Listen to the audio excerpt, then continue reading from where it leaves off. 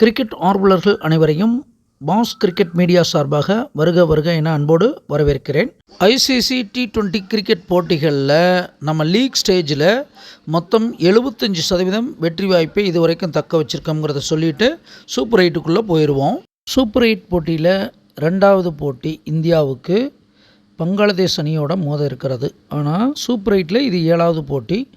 இந்த போட்டி பரபரப்பான போட்டியாக இருக்கும். அவ்வளோ லேசாக நம்ம பங்களாதேஷை எடுத்துக்கொள்ள முடியாது.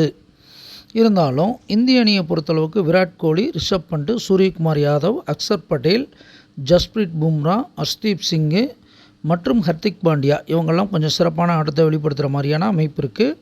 இந்த போட்டியிலையாவது சஞ்சு சாம்சன் விளையாடுவாரான்னு பார்க்கலாம்.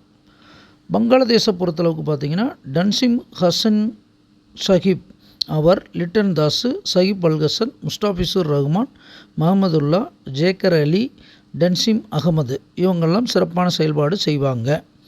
இந்திய அணி வெற்றி பெறுமா அப்படின்னு தான் கேள்வி வந்தது. இந்தியாவுடைய அதிபதி சேய் பார்த்திங்கன்னா தன் வீட்டுக்கு 6ஆம் இடத்துல போய் மறைஞ்சி ஆட்சி பெறுகிறார். அப்போ நிறைய ஸ்ட்ரகிள் போராட்டங்கள் இருக்குது அப்படிங்கிறது இந்தியாவுக்கு காமிக்கிறது.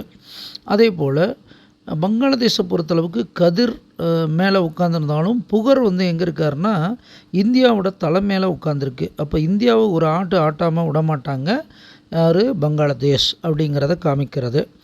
இந்தியாவுடைய லாபஸ்தானாதிபதி மால் இந்தியாவை நோக்கி வருவது பலம்.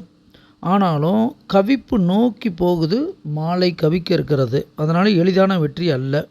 அப்போ இந்த போட்டி ரொம்ப போராட்டமாக டஃப் கொடுப்பாங்க பங்களாதேஷ். ஆனால் முடிவில் இந்தியா வெற்றி பெற்று அடுத்த லெவலுக்கு போகும்.